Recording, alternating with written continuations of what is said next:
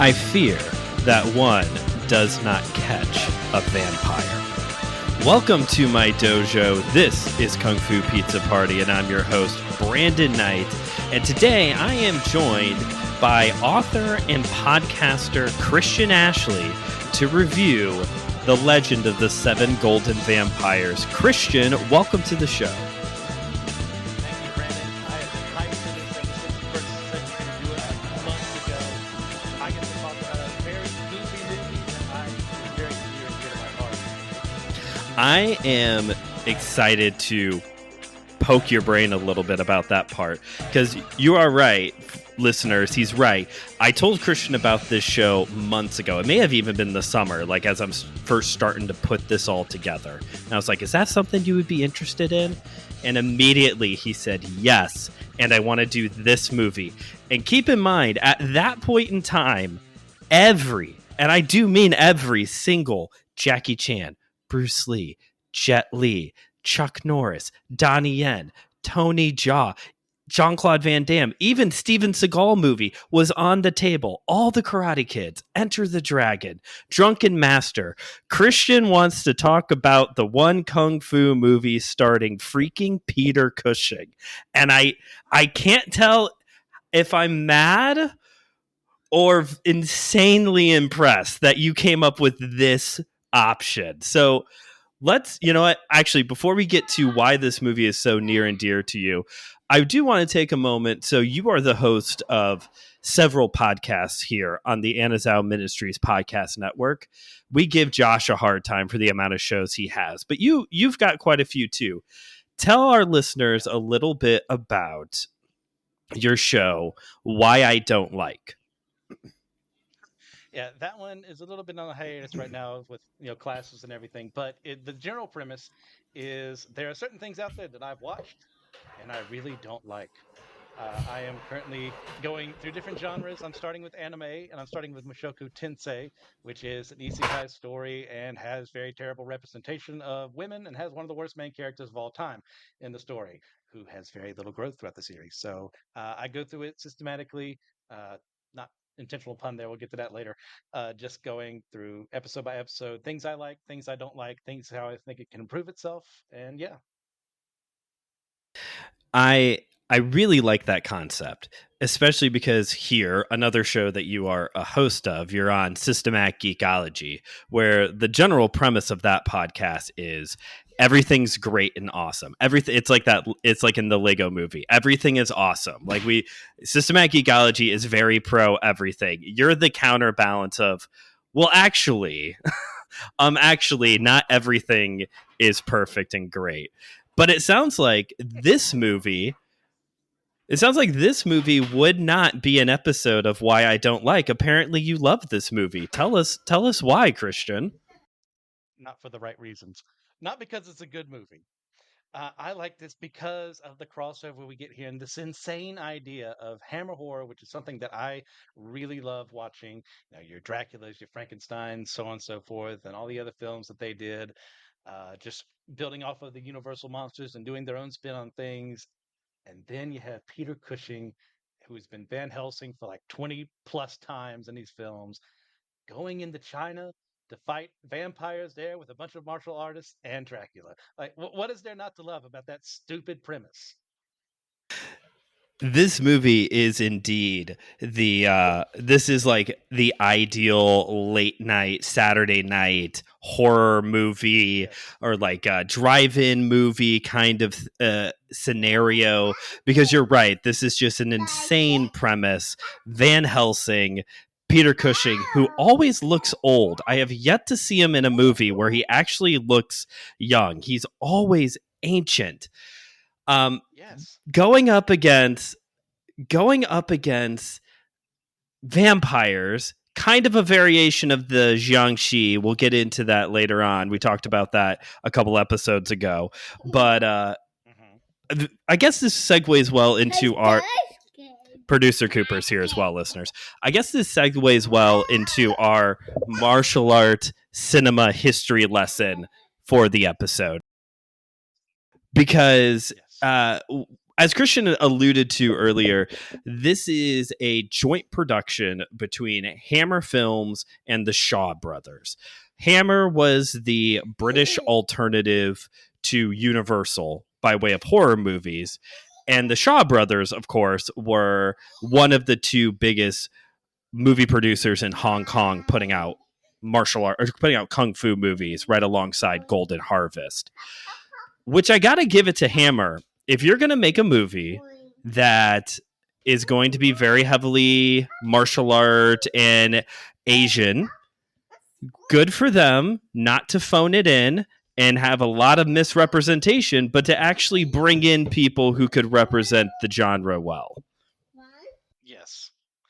Uh, this is a completely and utterly bonkers movie in the idea of how the heck this works out.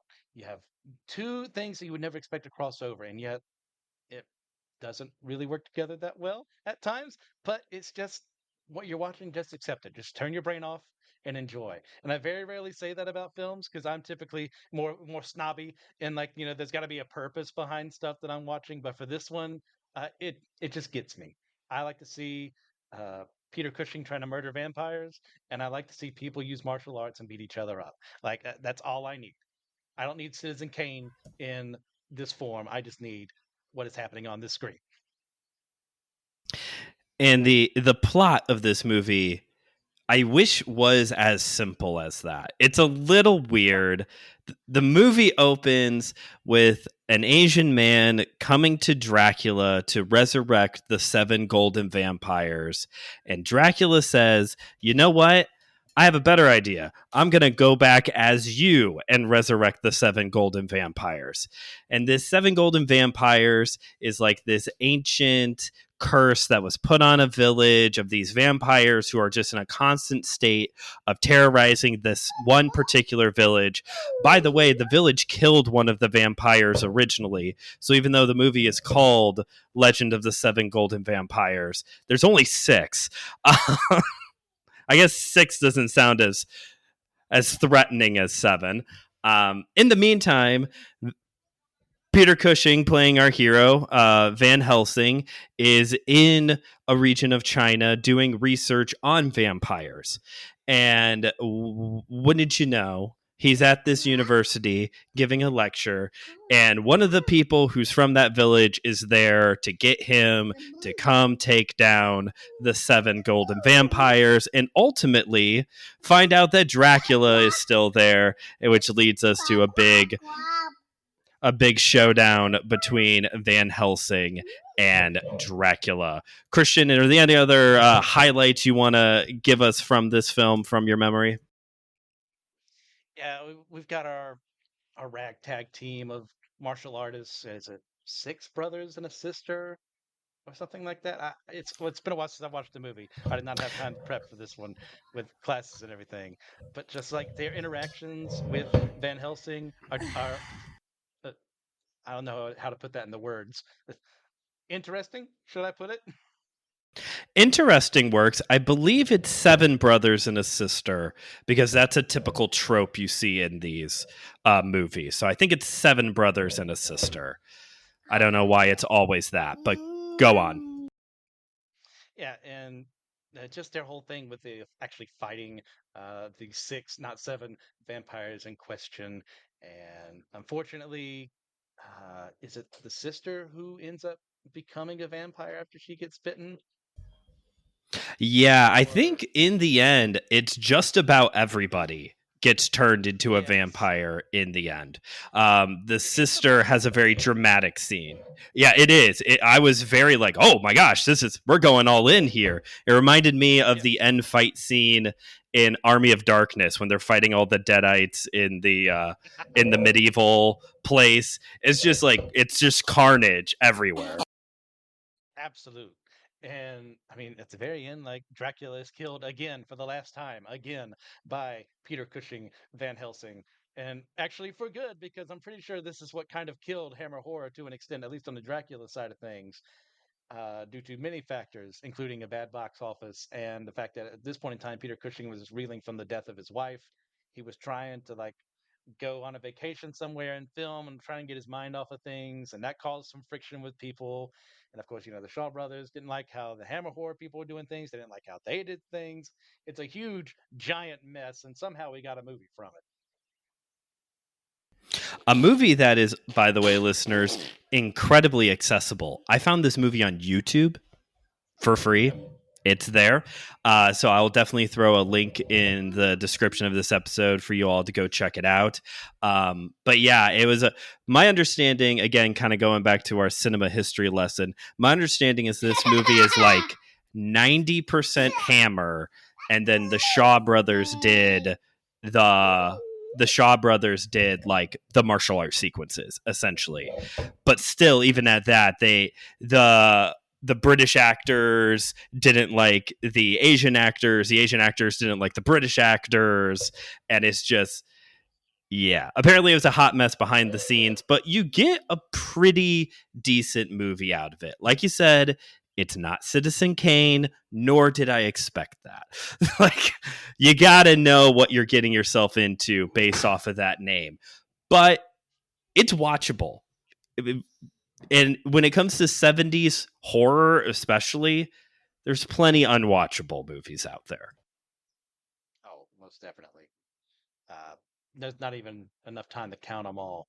But this one does its job effectively enough, and as we've mentioned, like it's a huge body count by the end. That's doesn't really come out of left field, but it's enough to be shocking in a good way.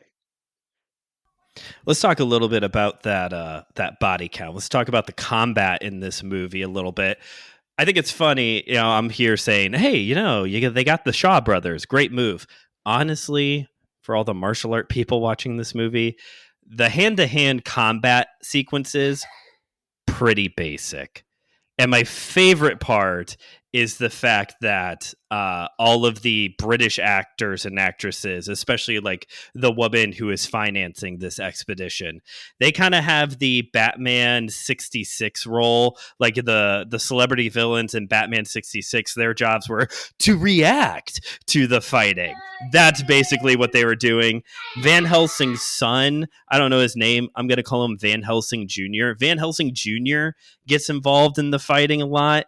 And he always gets beaten up. That's kind of the reoccurring thing. Apparently, British people can't fight, which we kind of knew. But the thing I did, but the thing I did like about this, Christian, is that what they do to kind of save the combat a little bit is that the brothers and sister all have melee weapons. Someone's got a bow and arrow. There's a couple spears, a couple axes, a couple swords. I really like that, and I think that kind of saved the combat a little bit for me here. Yeah, this is not your typical martial arts fair as far as hand to hand for the most part. I mean, yeah, not to say that any martial arts movie is discredited the moment a weapon comes into play, as we've seen multiple times over, it can happen. But for this, it is enhanced by the fact that they take on these different weapons to fight against these vampiric threats and their minions and everything like that.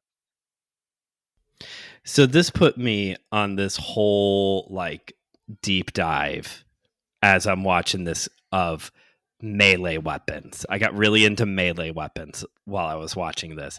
And go figure, Wikipedia has an entire list, because of course they do, of all the melee weapons. So Christian, I want to know, you're not fighting vampires. I'll set the bar there, okay?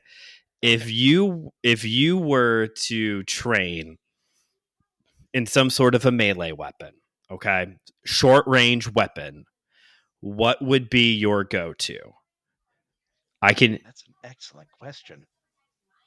Narrow it for me, please. Sure. So I will some of the typical ones are like knives. It depends on like how traditional you want to be versus how versatile. So there's all the different kind of knives, short bladed objects like a hatchet would count as well.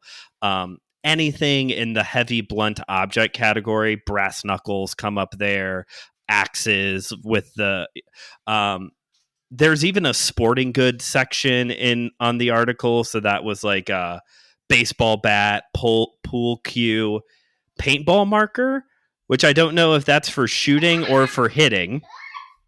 Huh. But I mean, yeah. those were some of the options. Okay. Normally, I'd prefer to have as much distance between me and the target as possible, but for the sake of, getting into the nitty-gritty, just give me those brass knuckles. Let's get up close and personal. Let's make it to the point where I have to hit you in the face, you have to hit me in the face. Let's get into this brawl, and we're not going to look pretty by the end of it. Sounds like Christian is the guy to get in a bar fight if on your side. Yeah, I do like the brass knuckles idea. The knuckle dusters. Did you know that was the professional name No. for brass knuckles? It's the dumbest name I've ever heard. But knuckle dusters. Um, for me, I was thinking more based off of my fighting style, knife, some kind of short bladed object. I'm not going to spend forever trying to decide what kind of a knife I would want to use, but probably some kind of like, maybe a switchblade. Switchblades are cool. Or a hatchet. I've got some trees in my backyard now, and I may have started just throwing my hatchet when I should be doing yard work. Um, but Mountain Man Brandon taking down the trees. well, everybody loves Braveheart, but I love The Patriot. The very first time Mel Gibson throws that tomahawk, I'm like, yep, sign me up. I don't know Yeah. what I need to learn, but sign me up for that one. I watched that movie too young.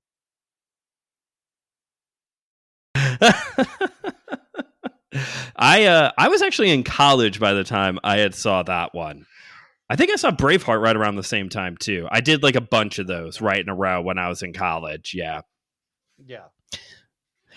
So Christian, I told you this before we recorded. Listeners, if you're dropping in for the first time here on Kung Fu Pizza Party, along with delivering high flying action in 30 minutes or less, which we are coming up on here pretty soon, we're also serving up wisdom one slice at a time, looking for those moments of thoughtful reflection from these films.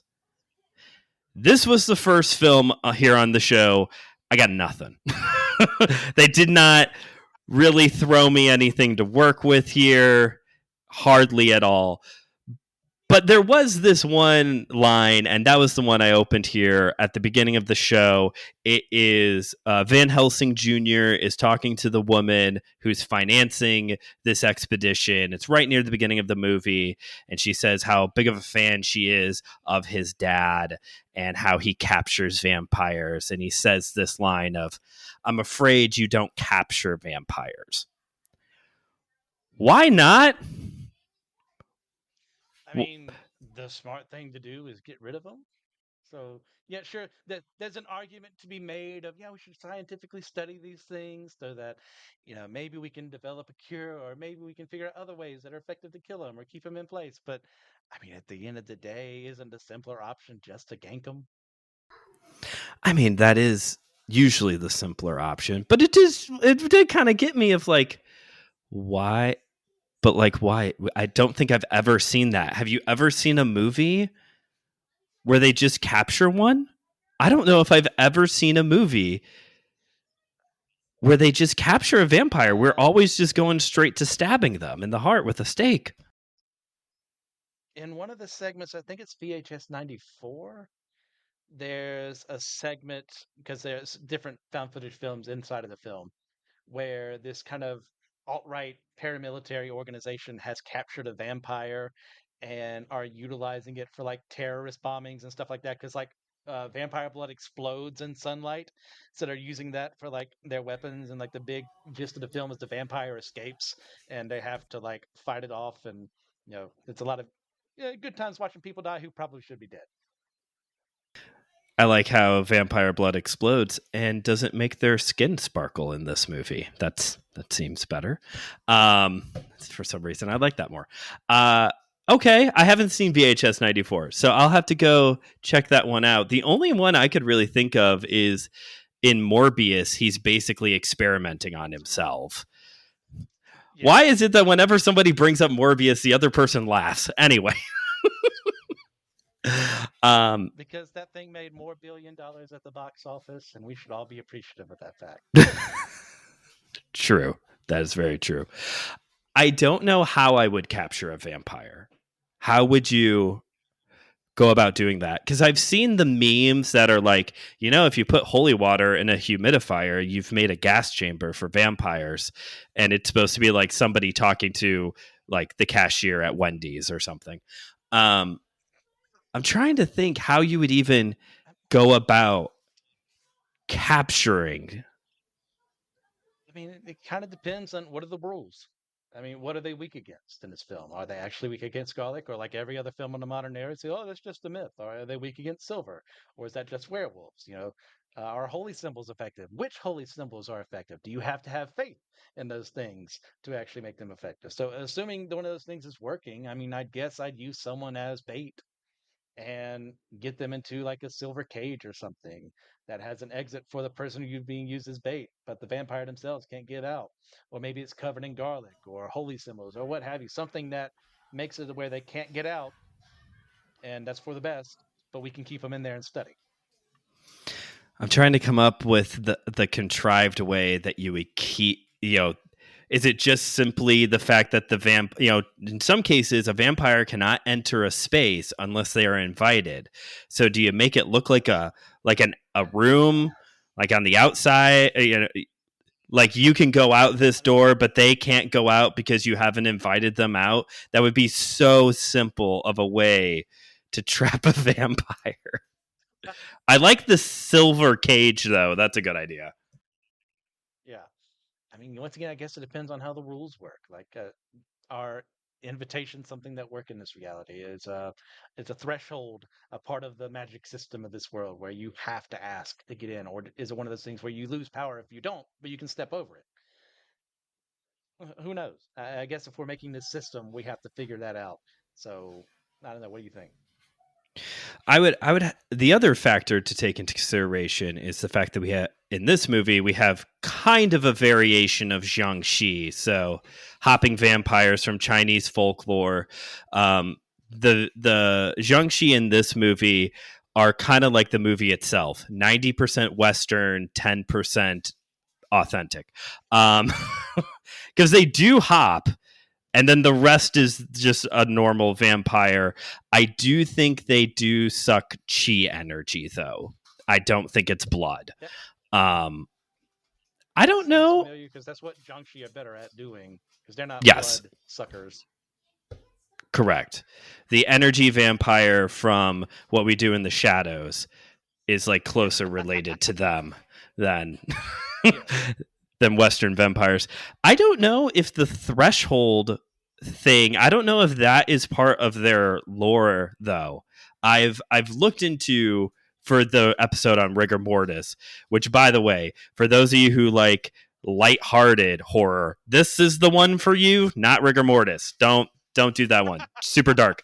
But when I was researching them for rigor mortis, I don't remember seeing anything about being, you have to ask permission to pass through a threshold, or silver. I don't remember anything about silver either. No. Yeah. They don't really have like typical vampire weaknesses, of course, being, not Western in origin. So there's going to be differences in the folklore. But Jiangxi aren't exactly my forte, so I don't know. They I do remember it's Taoist symbolism is the thing that Okay. weakens them, not Christian symbols, which Peter Cushing does mention in this movie. I think he may say Buddhist symbols. I can't remember exactly, but they're not trying to hold up a crucifix. That I do remember. And according to rigor mortis, Ballpark. ballpark, right? And according to rigor mortis and the internet, sticky rice, not garlic, sticky rice is something that they don't like. Yeah. Isn't Well, I think this might be across all vampire folklore, but isn't it if you like drop like a jar of pennies or rice on the floor, they have the instinct to actually they have to count it. It's like a compulsion. Yes, that is that is a universal thing, is that if it's like small objects that are dropped on the floor, they have to stop and count every single one. So lucky for us, you know, Legos are abundant. Just constantly have Legos on the floor, because not only will they have to stop and count them, they will step on them. And that no one's immune to that. Now we've got a perfect way to capture them. We have our little Scooby-Doo trap right above them, and we drop a jar of, quarters or what have you, pennies on the ground, and while they're counting them, the trap falls right on top of them, and we've got them. There we go. We did it. We figured it out, folks. It's foolproof. Mirrors too, with the Jiangxi mirrors. It's not like in the West where they can't see the reflection. They're actually like terrified of their reflection, if I remember right. So you could have some mirrors involved in the trap too, to kind of keep them like paralyzed and in a certain area, so you can watch, experiment, whatever evil thing we're trying to do. Yeah. Okay. So Christian, all right, we got it. We have, maybe Christian and I should do a whole episode talking about martial art horror movies. Maybe we should run it back sometime and do that one. Christian, before we wrap this episode up, because our time is quickly running down here, any final thoughts? Oh, you know what? I know what you got to tell me. Here on Kung Fu Pizza Party, we don't do reviews like other shows. I don't 5-star ratings, 1 to 10. Too arbitrary, and I hate 1 to 10. It's too many numbers. That's for chumps. That's for Rotten Tomatoes. So, 2 questions. Would you watch this again? And would you buy a physical media copy of this movie? Keeping in mind that there are original VHS tapes on Amazon going for about $70. I'm not kidding. Yeah. Absolutely yes. And absolutely yes. This would make my complexion. Gosh, I was trying to think of the Little Mermaid quote, and collection complete. And yeah, I'd love it. I would definitely watch. Yeah, I would definitely watch this one again. This was a lot of fun. Kind of a good, just like spooky season movie. Really, for the most part, outside of the unnecessary topless women, because it's a movie from the 70s. It would be a pretty good movie to watch with the family, because even the violence isn't that bad, like gore level wise. You just have to fast forward a few sequences for the young eyes. But definitely would watch this again. And you know what? If I came across it in the wild for a couple bucks at like a resale shop, like a Goodwill or something, I'm definitely snagging it for my collection as well. All right, Christian, this has been a lot of fun hanging out with you and talking about this wacky movie that we just made so much wackier trying to capture one of these things now. Listeners, if you want to check out Why I Don't Like, I will throw a link to the show in the description of this episode, along with the link to The Legend of the Seven Golden Vampires for you all to check out.